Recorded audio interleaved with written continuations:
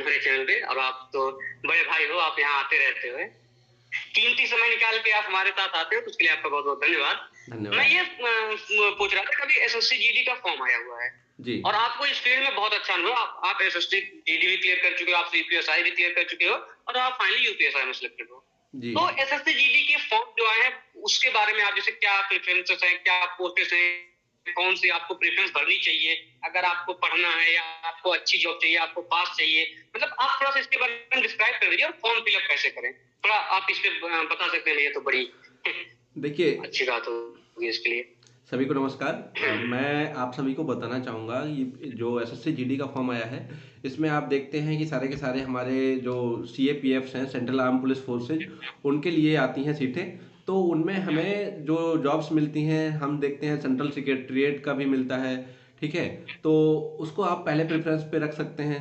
उसके अलावा अपना सीआईएसएफ है, जिसमें मैं अभी काम कर रहा हूँ, तो आप सीआईएसएफ को टॉप प्रायोरिटी में रख सकते हैं, क्योंकि आपको यहाँ पर फैमिली लाइफ मिलेगी, आपको क्वार्टर्स वगैरह मिल जाते हैं। 55% जवानों को क्वार्टर्स रखना, मतलब फैमिली रखना अलाउड होता है। उसके अलावा जो 45% है, उनको बैचलर रहना होता है। तो लगभग जो नए जाते हैं, या कुछ लोग विलिंगली ऐसे होते हैं जो अपने आप ही बैचलर रहना पसंद करते हैं, तो आप लोगों को फैमिली फैसिलिटी, फैमिली क्वार्टर की जो फैसिलिटी यहाँ मिलने वाली है, वो कहीं और नहीं मिलेगी। इसलिए आप अगर फोर्स की नौकरी करने के साथ अच्छा जीवन जीना चाहते हैं, अच्छे मेट्रो सिटीज में रहना चाहते हैं, तो फिर बेहतर होगा कि आप सीआईएसएफ को ऊपर रखें। और सेंट्रल सेक्रेटरीट रखने का मतलब आप दिल्ली में रहेंगे परमानेंट, तो फिर वो उसका कोई और रिप्लेसमेंट है ही नहीं, उसको सबसे ऊपर रखिएगा।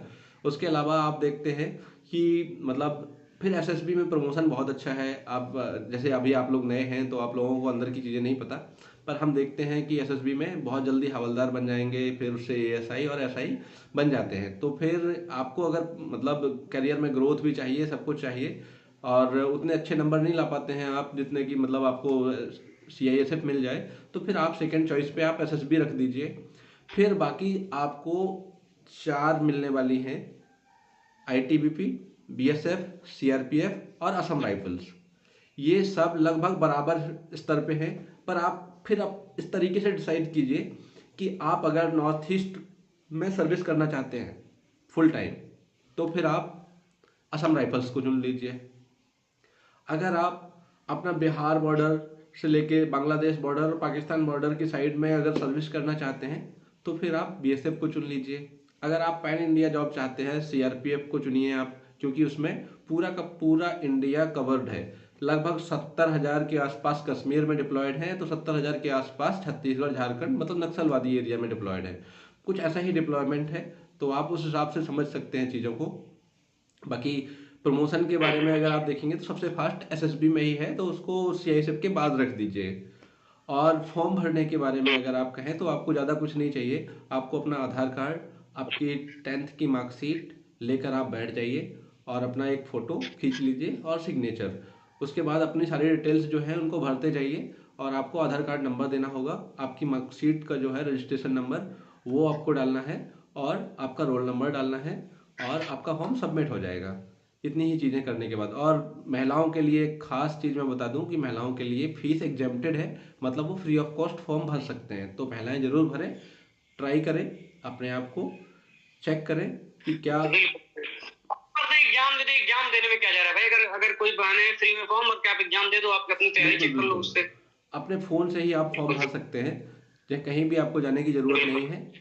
जहाँ तक दिक्कत आती है लोगों को फ़ोटो और सिग्नेचर को रिसाइज करने में, तो आप एक ऐप का लिंक डाल दीजिएगा अपने वीडियो के डिस्क्रिप्शन में, जिससे लोग अपने फ़ोटो और साइन को रिसाइज कर सकें, उसके साइज के हिसाब से उसमें अपलोड कर सकें। बस इतनी सी प्रक्रिया है। आप जैसे स्मार्टफोन चलाते हैं, वैसे ही आप उसको चलाइए और फॉर्म भर दीजिए। और अपॉर्चुनिटी आपका इंतजार कर रही है। इस बार काफ़ी अच्छी वैकेंसी आई है, 24,000 के आसपास वैकेंसी है, 24,239 शायद, जहाँ तक मुझे याद है। तो देखिए, अपने भविष्य को आजमाइए। जो नए लोग आए हैं 18 साल से 25 साल तक, ट्राई कर सकते हैं। वैसे क्या है कि इस साल सरकार ने 3 साल की छूट दी है एज की। वैसे इसमें आप 1997 तक वाले अभी फॉर्म भर सकते हैं। उसका रीज़न ये है कि कोविड की वजह से कुछ टाइम भर्ती नहीं आ पाई थी, इस वजह से सरकार ने इसमें एज का रिलैक्सेशन दिया है 3 साल का। तो जो लोग सोच रहे हैं कि मैं 22 से ज़्यादा का हो गया हूँ, 22, 23, 24, 25, वो भी इसमें अभी फॉर्म भर सकते हैं, क्योंकि सरकार ने इस बार 3 साल का रिलैक्सेशन दिया है। तो जो लोग इस चीज़ को लेके कहीं ना कहीं व्यथित हैं या जानते नहीं हैं, तो वो इस चीज़ को जान लें। और अगर उनकी एज अभी 1997 के बीच में है, 1997 से लेके 2002 या 2005 है शायद, मुझे क्लियरली याद नहीं, तो 2005 के बीच में है। हाँ, तो जो लोग हैं 1997 2005 के बीच में डेट ऑफ बर्थ वाले, वो लोग अपना फॉर्म भर सकते हैं। फोन से ही फॉर्म भर सकते हैं। और प्रेफरेंस में आप सबसे पहले सेक्रेटरिएट वाला रखोगे, सेकंड में आप एसएफ रखोगे, थर्ड में आप एसएसबी रखोगे, और उसके बाद के चारों जो है वो अपन बराबर ही है, कोई इसमें कम बेसी नहीं है। आप चुन सकते हैं। सारे के सारे बॉर्डर गार्डिंग फोर्सेज हैं, तो आपको बॉर्डर्स पे ही जिंदगी बितानी है। फिर आप उसमें से चूज कर लीजिए कि आप बीएसएफ में रहना चाहते हैं या हिली एरिया में आईटीबीपी में रहना चाहते हैं, वो आपकी प्रेफरेंस होंगी। बिल्कुल बिल्कुल बिल्कुल बिल्कुल। और आपको अभी पढ़ने का भी मौका मिलता है, ऐसा नहीं है। सिक्योरिटी फोर्सेस के बहुत सारे भाई निकल के आते हैं, आप वहां से सीपीओ क्रैक करके सब इंस्पेक्टर बन सकते हो, और भी सारी चीजें होती है। ठीक है भैया, बहुत बहुत धन्यवाद इसमें। और आप कुछ और करना चाहेंगे जो नए बच्चे फॉर्म भरे उनके लिए, किस तरीके से वो तैयारी करें और कैसे वो स्कोर बढ़िया कर सकते हैं? बिल्कुल, हम उनको बताना चाहेंगे कि आप अगर बिल्कुल फ्रेशर हैं, अगर तैयारी एकदम शुरू कर रहे हैं, तो आप अपने आप को टेस्ट कीजिए कि आप अभी किस स्तर पे हैं, क्योंकि आपने अभी 10th 12th तक तो पढ़ाई की करके आए ही होंगे, तो बहुत सारी चीज़ें आपको पता होंगी। और क्या पता है क्या नहीं पता, ये जानने के लिए आप कहीं भी किसी भी एक लिंक पे जाके, कोई ऐप्स है टेस्ट ऑनलाइन टेस्ट के, मैं तो एक टेस्ट बुक को ही रिकमेंड करूंगा, मैं पिछले 6-7 साल से यूज कर रहा हूँ उसको। तो आप देख सकते हैं कि उस पर जाइए, अपने आप को एनालाइज कीजिए कि हम किस स्तर पे हैं, हम क्या क्या जानते हैं, हमें क्या क्या सीखने की ज़रूरत है, उनको नोट डाउन कीजिए। नोट डाउन करने के बाद आप उन चीज़ों की पढ़ाई शुरू कर दीजिए। आपको एक डायरेक्शन मिलेगी कि हमें क्या पढ़ना है, और जब वो चीज़ें खत्म हो जाती है तो अगले टेस्ट पे जाइए। फिर अगली बार अपने आप को जांचिए, क्या आपका स्कोर सुधरा, अगर सुधरा तो कितना सुधरा, और कितना और सुधारने की ज़रूरत है, वो सारा आपको पता चलेगा, क्योंकि उसमें रैंकिंग भी आती है आपकी, आपका स्कोर भी आता है, सारी चीज़ें आती हैं। तो जब सारी चीज़ें आपके सामने होंगी, तो फिर आपको सोचने की और गाइडेंस की ज़रूरत कम से कम पड़ेगी कि मैं क्या पढ़ूँ, क्या ना पढ़ूँ, क्या छोड़ूँ, सारी चीज़ें उससे आपको क्लियर हो जाएंगी। ठीक ठीक है भैया, बहुत बहुत धन्यवाद। और हम कोशिश करेंगे कि हम एसएससी जीडी वाले बच्चों के लिए फिर बीच बीच में आते रहेंगे, और उनको हम गाइडेंस देते रहेंगे जब तक उनका एग्जाम नहीं हो जाता है। हाँ ठीक है। हाँ, कीमती समय निकालने के लिए आपका बहुत बहुत धन्यवाद भैया। धन्यवाद। आपका दिन शुभ हो।